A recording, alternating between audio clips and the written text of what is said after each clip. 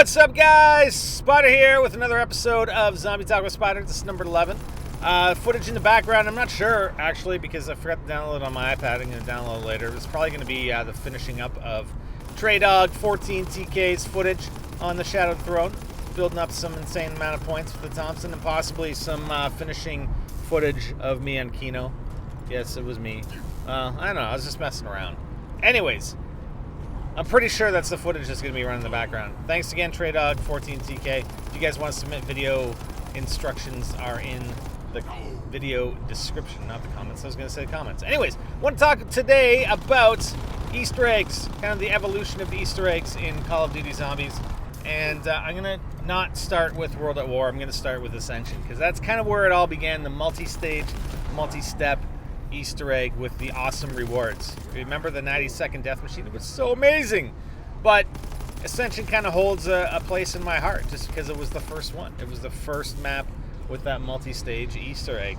I mean, we had little things in Derice and even going back to World at War, there were very, very little things that you could find in Nacht or Untoten. But going through the maps, Derice, you had the fly trap. Kino, we had a few things. But yeah, Ascension. The Gersh devices. Yes, the mystery man. the light that you had to shoot guns at to power the device to release the light. So it was, yeah, we called it, I think at the time, the mystery man Easter egg, right? And it was pretty good. The 90-second death machine was pretty amazing too. Oh, frick. Transport wants to get in my lane. No thank you. No thank you, Transport. Anyways, I'm safe. It's okay. I'm still driving. And then you go on to, and there was a lot of speculation and theory about a continuation. It's like, no, that can't be it. 90 seconds of death machines? That's it? That's what we get? What? Are you serious, Treyarch? So we spent a lot of time trying to find additional things that really weren't there. Shooting the moon, all those sorts of things. Then Call of the Dead. I thought Call of the Dead was pretty awesome. Bringing in, Buffy the Vampire Slayer. She's pretty hot. Or she was. Anyway, she's kind of old now. But she's probably okay still. I haven't seen her in a while. Anyways, it was, it was pretty cool. We had the OG crew stuck in that room, right? And somebody was barfing. I think it was Takio. Was he not barfing? He's really, really sick. And we had this whole Easter egg. And I think at the end of it, if I'm not mistaken, there was a Wonder Waff, wasn't there? I can't remember. It was so long ago. I remember the Morse code, though, in the ship, and no one knew what the Morse code was. We solved the Morse code. Everybody else did it by trial and error initially, I think, with the switches in the ship. But the Morse code told the story. So that was pretty cool. Call of the Dead, and then going into Shangri-La. And Shangri-La, I thought, it's probably one of the more painful Easter eggs, but I thought it was pretty cool in that, A, your reward at the end of it was only one person getting all the perks, perma perks, and you could actually rerun that Easter egg. So we did a live stream one time, and we reran the Easter egg, I believe, 4 times, so that all 4 players could get all the perks. So, that provided some pretty decent content. And but it was one of the more frustrating ones, especially when you're trying to get a napalm zombie and they just wouldn't cooperate. They either wouldn't spawn in, or you'd get a little bit too close to them and they just explode. They'd spawn in the middle of a round, and it's late. When you get to late rounds, it's like, holy crap, we got to try and keep them alive and shoot all the other zombies at the same time, right? So it was kind of frustrating. And then we go to Moon. Moon, unfortunately, I think it was a great Easter egg, and I think Moon is a really good map. But, like I said in a previous video, it was kind of ruined from the get-go, because an hour after release, the entire Easter egg was leaked online, unfortunately. I hate people that do that. Like, why would you do that? Why leak that stuff? It's so frustrating. It's like, oh, you're so amazing. Thank you for leaking the entire Easter egg. Douchebag. Okay, let's move on. That was Black Ops, right? Let's move on to Black Ops 2. Transit, it was a pretty big map, and the fog kind of made it frustrating a little bit, but I thought it was a pretty good map. And you know, on release we had these sub-maps, right? So we had town, we had farm, we had bus depot. I don't think, was Diner a thing at the start? I think Diner became a thing with Turned, I believe. But you had these sub-maps, and, you know, the Easter egg was pretty cool. It was short, but it was, multi-sided, because you had the Maxis side and you had the Richtofen side. And was it the Richtofen side or Maxis side that was difficult with the Avogadro? The Avogadro was a pretty cool idea and pretty cool concept. But man, having to run that guy at the tower with no power, right, with no perks, that was, I don't know, that was a little insane. No jug, bring him over there, zap him in the tower. That was fun times. Because you had to get him to spawn. It was crazy. But that map provided a lot of content.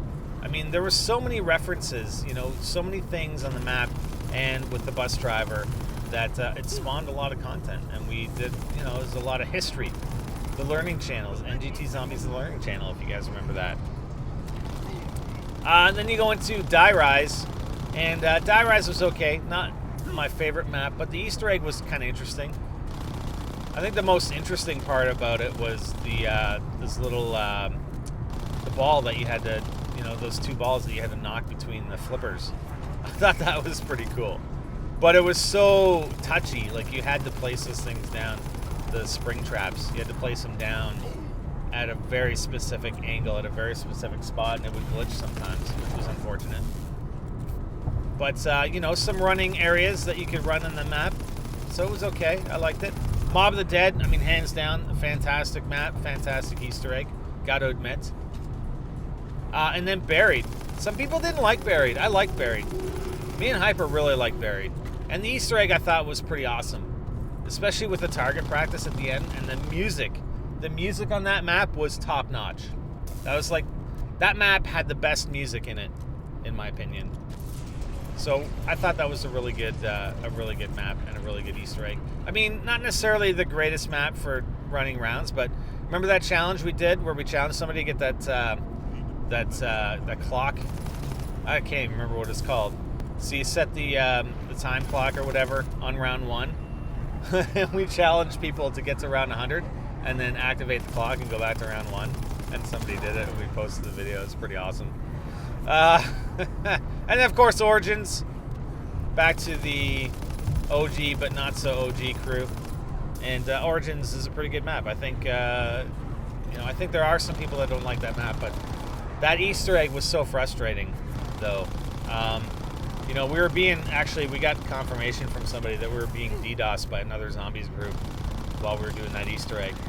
And we kind of thought that was the case at the time, because we were lagging so hard, and then people would get kicked out of the game.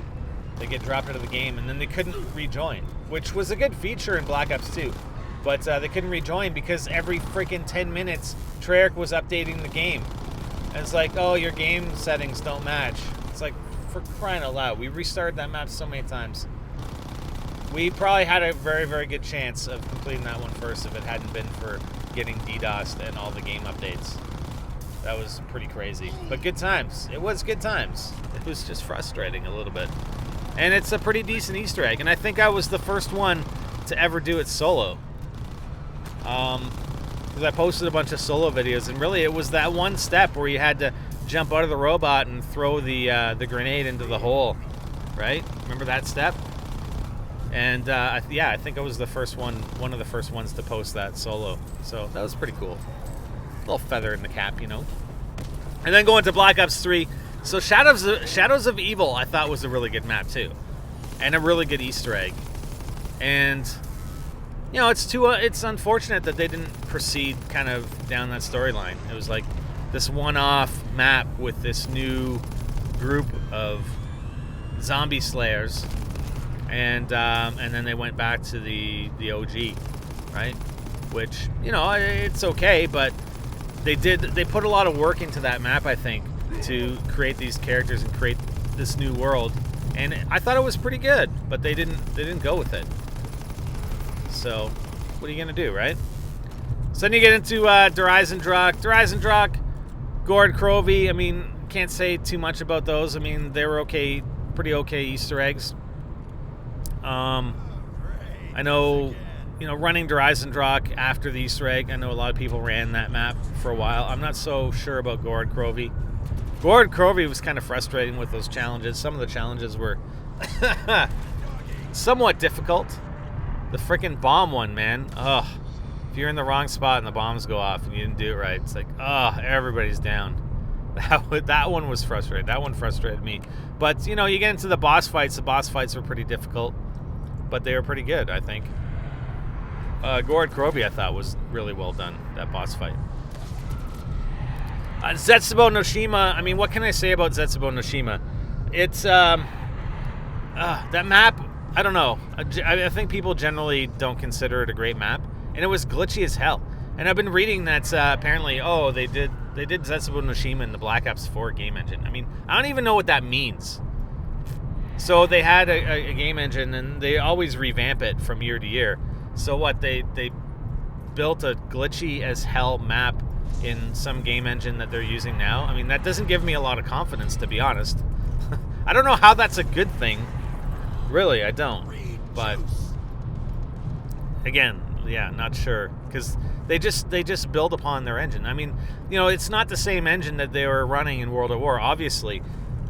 I mean, they've rebuilt it and remodified it so many times since then, but it's still, you know, at its core, I guess, the same engine, maybe. Better graphics. All kinds of better features. And then, of course, Revelations, which the map, speaking strictly for the map, I thought it was a good kind of mix-up of previous maps. You know, Origins, Shangri-La, Nocturne Untoten. So, you know, there's some good aspects to it. I think Nocturne Untoten was in... How many maps was Nocturne Untoten in?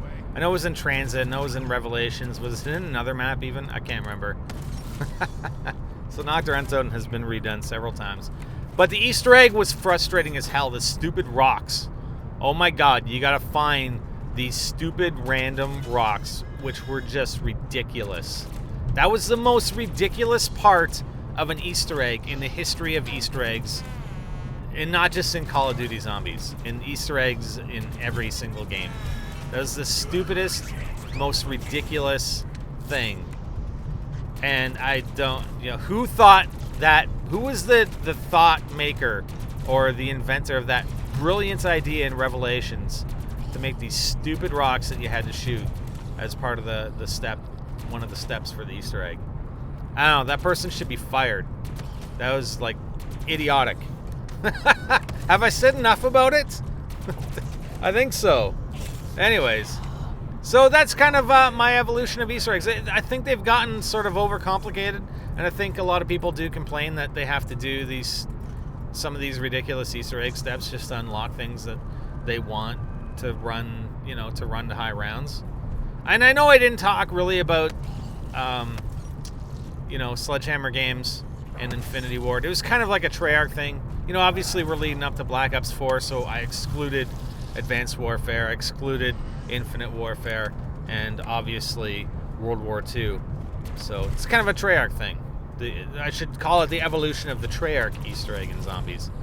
But I think I'm almost at 15 minutes. That's what I wanted to get through to you guys today. What do you guys think? Leave a comment.